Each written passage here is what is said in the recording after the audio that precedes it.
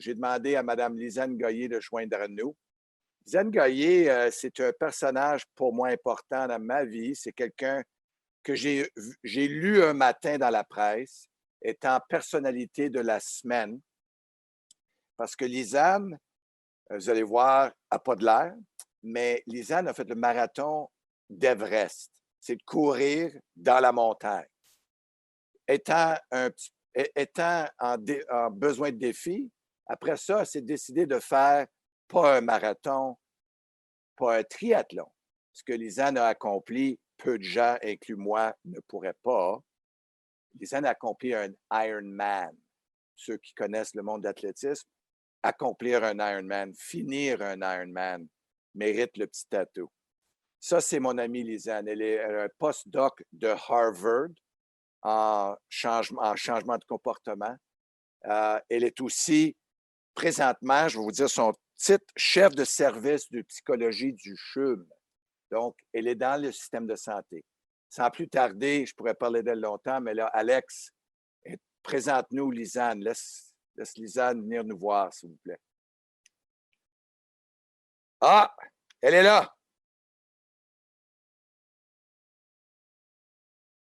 Salut. Mission accomplie. Mission accomplie, ça va bien? Bonjour, docteur. Ça va bien? Toi? Oui, merci. Écoute, je ne sais pas si tu as vu un petit peu ce qu'on fait. On prend l'optique d'aider les gens. Oui, tu le sais, je te l'ai expliqué, puis tu es une femme de cœur qui aide beaucoup de gens, je le sais, tous les jours. Mais on a voulu prendre une optique très positive ce soir. Donc, ce qu'on veut faire, c'est de parler du après. On a assez parlé du durant, du avant. On a tous écrit des chansons là-dessus. On a fait notre possible comme être humain de voir l'humeur dans tout ça. Mais là, c'est le temps de parler du retour.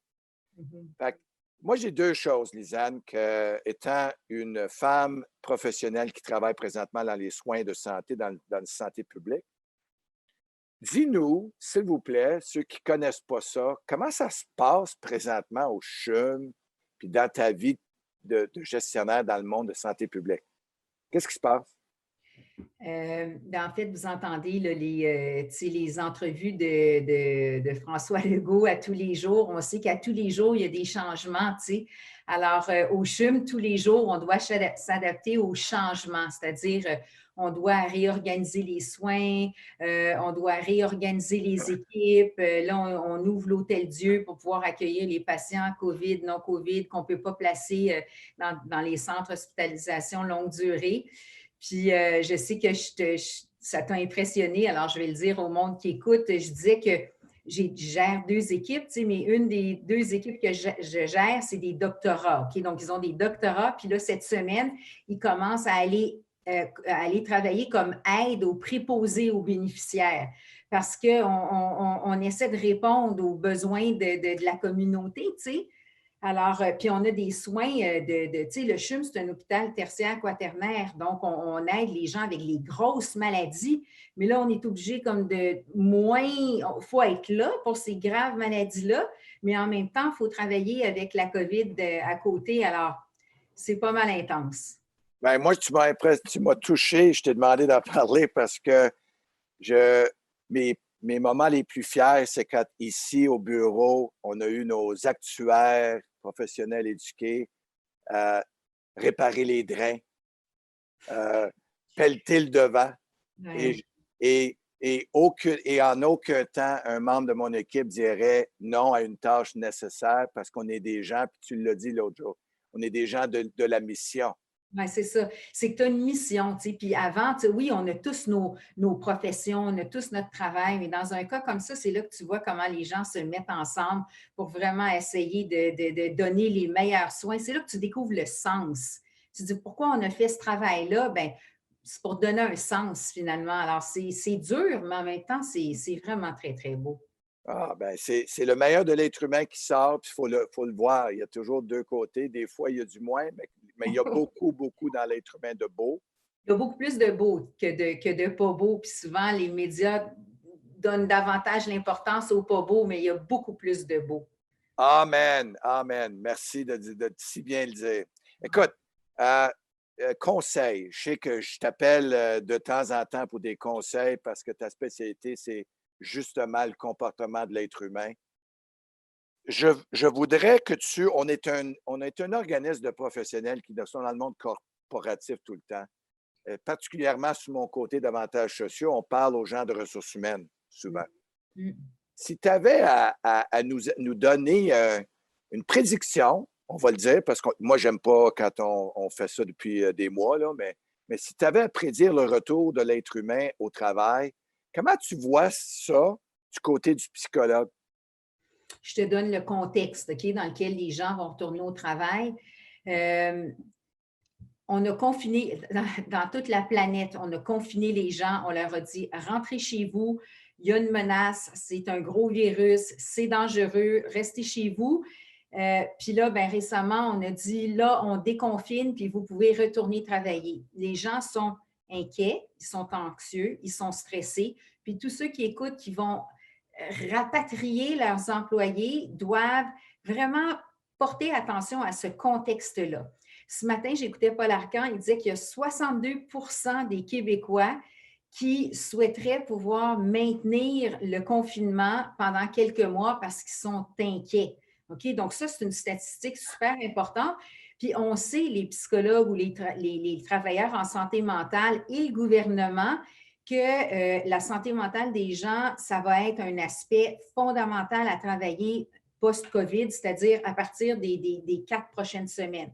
Pourquoi? Parce que tous les repères ont changé, parce que les fragilités ressortent, parce que les gens ont vécu des choses difficiles et parce que le fait d'être confiné, puis de finalement dire on déconfine, les gens ne sont pas rassurés parce qu'on sait qu'on va devoir être immunisés, que la majeure partie d'entre nous devront être contaminés.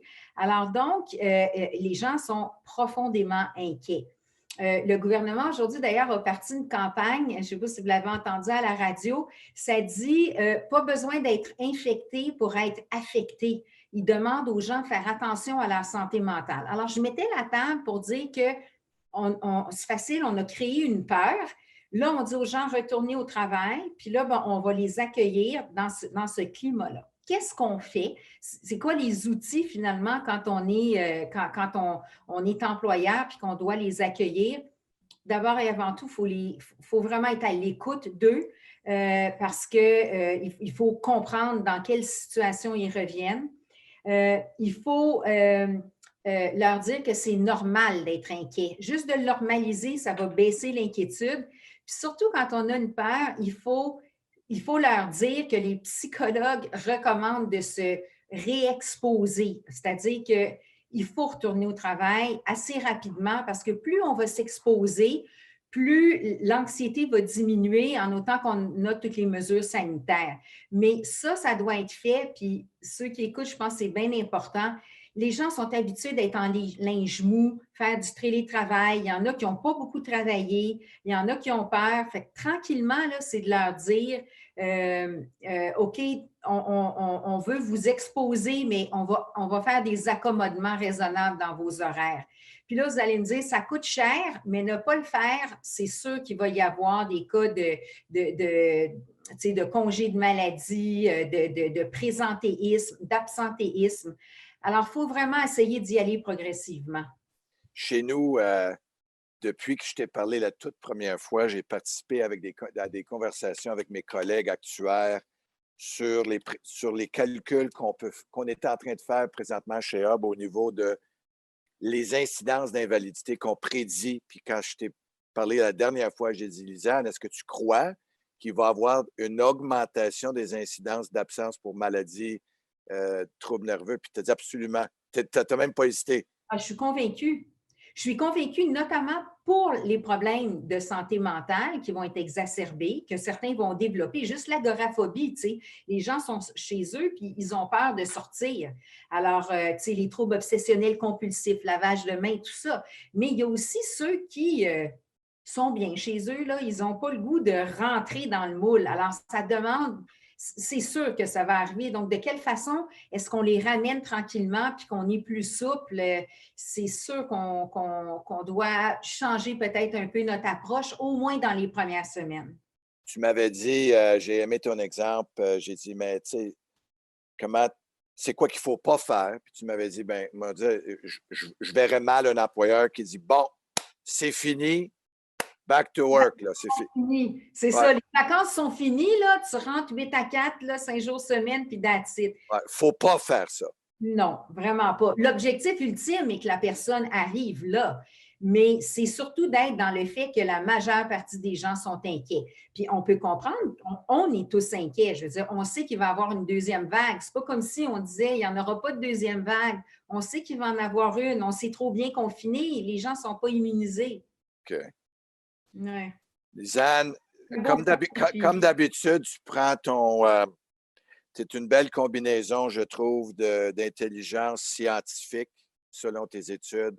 Et tu me sors toujours l'être humain en toi qui aime ton métier d'aidante, comme je te connais. Fait que félicitations pour, encore une fois, tout ce que tu as accompli dans ta vie professionnelle et autres, by the way. Puis j'ai hâte de continuer à travailler avec toi dans ce retour-là que je crois si bien fait va créer une atmosphère de société, de citoyens et de travail mieux que c'était. Je ne sais pas comment, mais j'ai comme le feeling que ça va être mieux. je l'espère, puis bonne chance pour le retour au travail. Ouais. Merci de nous avoir aidés avec moi à notre mission Moisson. L'objectif, c'était d'encourager les gens, de donner un certain montant pour aider justement à donner un coup de main à la bedaine ainsi que la tête des gens. Donnez généreusement. C'est bien fait. Merci beaucoup, Lisanne. Bye, Je te merci. souhaite Au plaisir. Bye. bonsoir.